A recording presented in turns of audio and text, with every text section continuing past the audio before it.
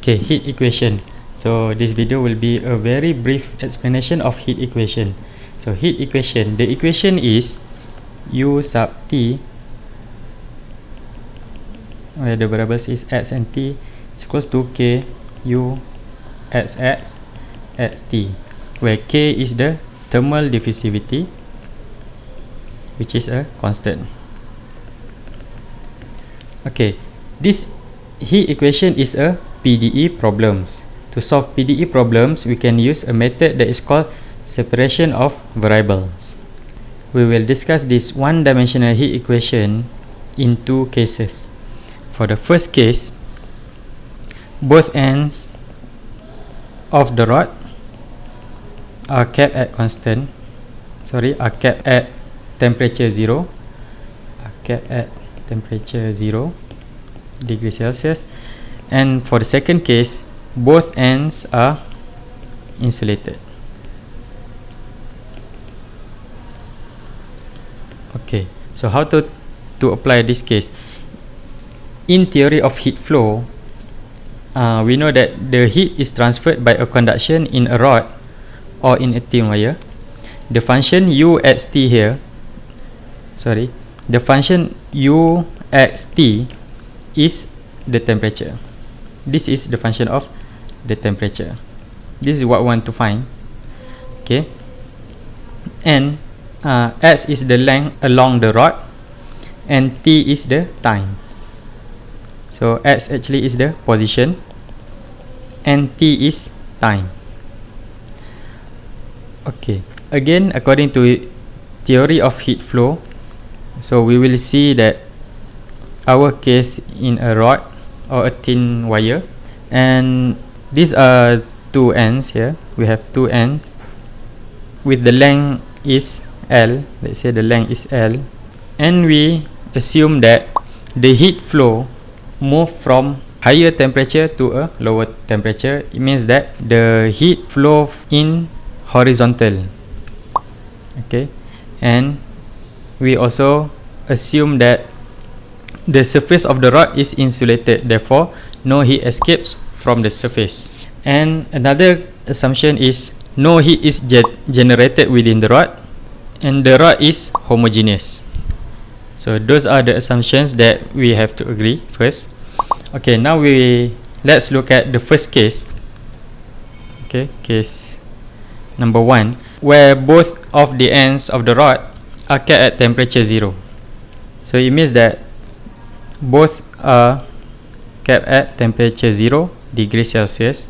Therefore, when X is equals to 0 here, because this is the start, X is equals to 0, and this is the end, X is equals to L.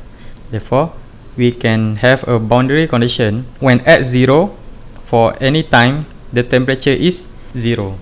And the other ends, when X is equals to L, at any time also, the temperature is 0. That is the case number 1 said. But for case number 2, we said that both of the ends are kept insulated. So the first end is U sub X when X equals to 0 at time T is equals to 0, and at the other ends, U sub T at X equals to L is also equals to 0. So the difference, as you can see, is we differentiate this at X. So these are the difference, and this is for the case when both ends are 0 degrees Celsius, and this one is for both ends are insulated. Okay, now let's look at on how to solve heat equation. So we're starting from, this is our function U is equals to X of X multiplied by T of T. Since this is a PDE, so this is what we got, X multiplied by T. And the heat equation is U sub T X T is equals to K U sub XX XT. From our function U here, from u. So we have to find what is ut, what is uxx, and then we will substitute back into this heat equation. So ut is equals to x multiplied by t prime, where we differentiate at t, and uxx is equals to x double prime t, and then we just substitute again these two here into our heat equation. So we will get x t prime is equals to k x double prime t. By using the method of separation of variables, we want to separate x on the left and t on the right. So we will get x double prime over x is equals to t prime over kt. Since x double prime over x is equal to t prime over kt, so we can say this is also equals to p. For p here, we have three possibilities, which is p is equals to 0, p greater than 0, or p less than 0. But in this video, we will not discuss on p is equals to 0 and p is greater than 0, because when p equals to 0 and p is greater than 0, there will be no solution. Therefore, we just focus on p less than 0. So suppose when p is less than 0, okay, when p is less than 0, so we can say that p is equals to negative lambda squared. Now let's take this equation and substitute p with negative lambda squared. So x double prime over x is equals to negative lambda squared. This is the first one, and the second one is t prime over kt is equals to negative lambda squared.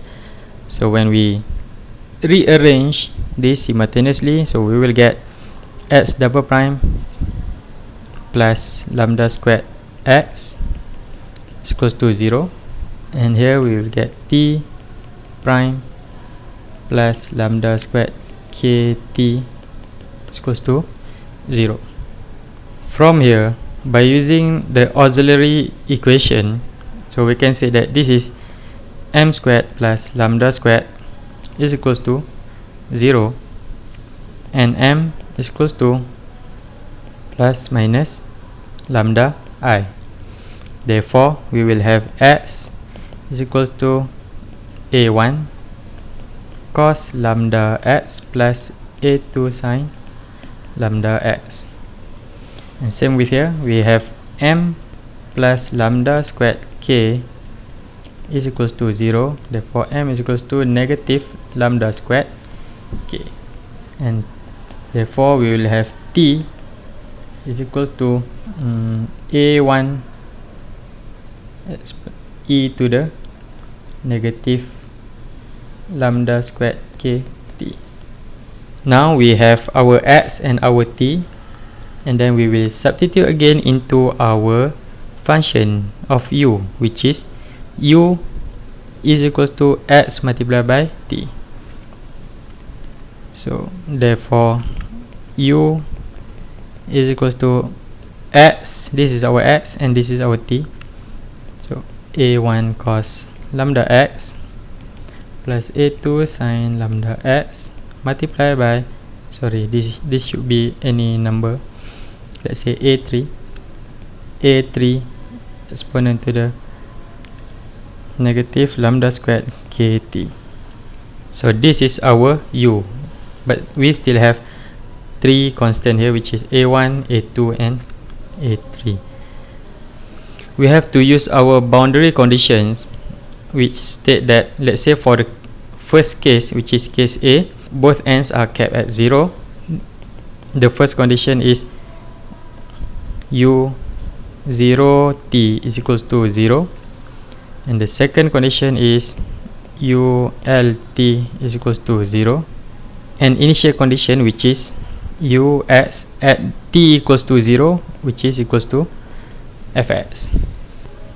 Okay, since we have our three conditions, so we have to use one by one. Let's take the first condition, substitute into our u here.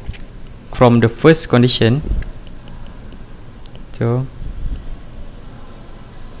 from the first condition, which is u0t is equals to 0. Now let's substitute x equals to 0 into our equation here. u0t is equals to a1 cos 0 plus a2 sin 0 multiplied by a3 exponential of negative lambda squared kt is equals to 0. And we know that cos 0 is equals to 1 and sin 0 is equals to 0. So we have a1 multiplied by a3 e to the negative lambda squared kt is equals to 0. Okay, since our t here cannot be 0, since t cannot be 0 because you won't find any exponential that will give you 0 for any t, therefore our a1 is equals to 0. Since our a1 equals to 0, we substitute again into here. a1 is 0, so what's left for our u function u at t is equals to 0 plus something, so will be a2 sine lambda x multiplied by a3 e to the negative lambda squared kt. This is our new u, function u. Okay, now let's apply the second condition, which is ult is equals to 0. ult is equals to 0. Again, we will substitute L into x here. So a2 sine lambda L multiplied by a3 e to the negative lambda squared kt is equals to 0. Again, since t cannot be 0, therefore a2 sine lambda L is equals to 0. But for this time, our our a2 cannot be 0. If a2 is 0, so we will have a trivial solution, so we don't want that. Therefore we choose sine lambda L to be 0. And to make a function of sine is always equals to 0, so we know that sine n pi is always 0 for n is from 1 to and so on. Therefore lambda L is equals to n pi, and our lambda is equals to n pi over L. Again for n 1, 2, 3 and so on. So we substitute back into our previous equation.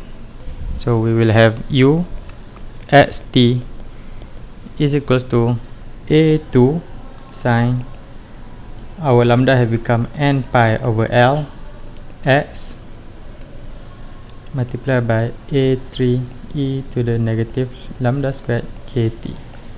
And as we can see here, since a2 and a3 is a constant, when a constant multiplied by a constant, so we will have another new constant, so we can name this new constant as an sine n pi x over L multiplied by e to the negative lambda squared kt, where n is starting from 1, 2, 3 and so on. So from here, by applying superposition principle, so we will have u x t is equals to summation of an sine n pi x over L e to the negative lambda squared kt where n is starting from 1 until infinity. And we also have another one condition, which is the third condition, or the initial condition, u at 0 is equals to fx.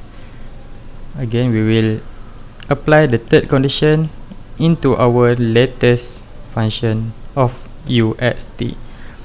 So u at 0 is equals to fx.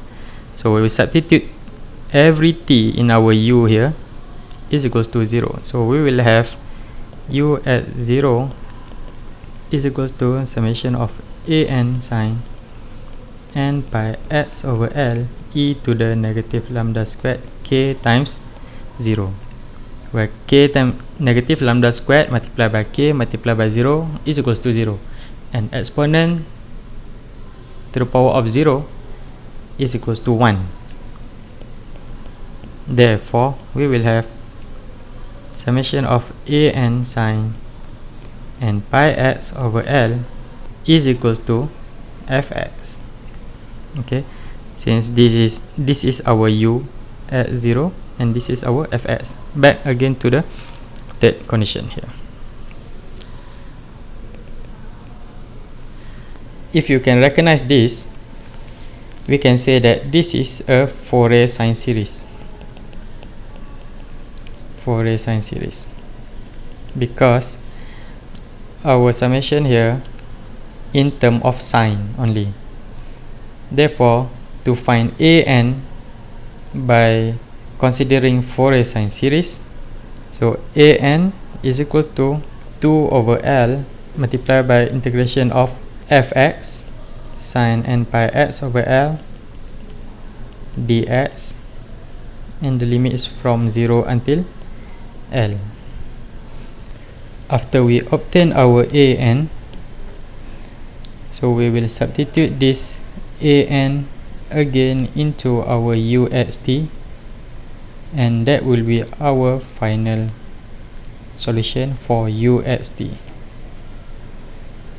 So these are the steps that you have to handle to solve heat equation, and we will see a full example of a heat equation for case 1 in another video.